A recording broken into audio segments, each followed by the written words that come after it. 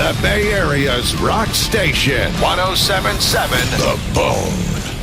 Jimi Hendrix, Voodoo Child, Slight Return. What is that, Joe? Electric Ladyland, I think? That's what it is. I think it's become my favorite Hendrix record. It's got so much on it. You know, it's got that song 1983, A Merman I Should Turn to Be, which is just absolutely amazing. Is that the one with Rainy Day Dream Away? That's got, and then a little bit later they go Still Raining, Still Dreaming. Yeah, it's got one of the classic wah-wah beginnings. Wah, you know, people use that all the time. And is that the one with All Along the Watchtower too? It is, yeah. Yeah, double album too. Double album. Everything about it was fantastic. It's just wow. So did you ever pick up a guitar and say, you know what, I'm going to try and play this thing upside down, left-handed?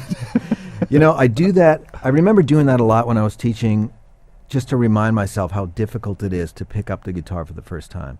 Because one thing you notice when you start teaching is you get someone in, maybe they're 9 years old and they've played the guitar for about 3 days, and you're looking at their hands and you're going, you know, they could probably become the greatest. They could be the next Van Halen or something.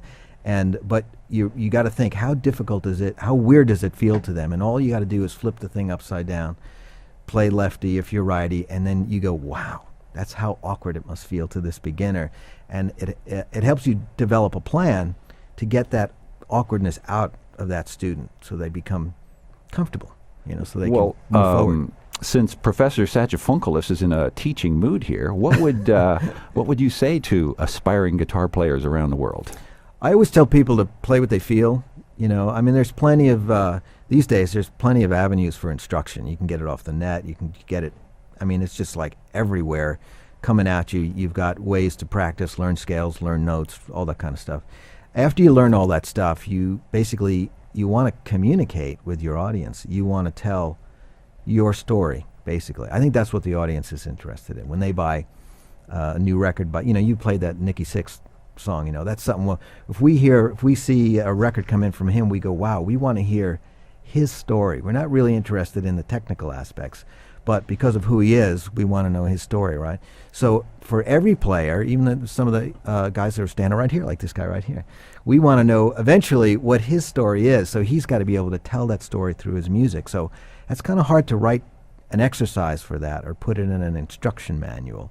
But I think if you tell the student that's what you should work on as part of your goal every day is practicing, is to try to get in touch with your inner self and get used to showing people how you feel through your music. And what about advice dealing with the music business, which, as we know, has certainly changed over the years? Wow, yeah. It's crazy. You know, you need help. That's what it is. No one does it alone. You need a good manager, a good agent. You need friends. You need to build MySpace friends? Yeah, you need to build connections, you know, and no one does it alone. And there's great books out there. Probably the best is, it's called This Business of Music. That's a great book. It explains just about everything.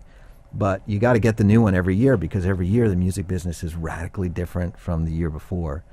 But, you know, people are always going to want to hear music, and people are always going to want to play it, so the rest of that stuff will work itself out. The new Satriani album is called Professor Satriani and the Mysterian of Rock, and you're going to hear another track from it next here on Hey Mom, I'm on the Bone! 107.7 The Bone. Streaming online at 1077thebone.com.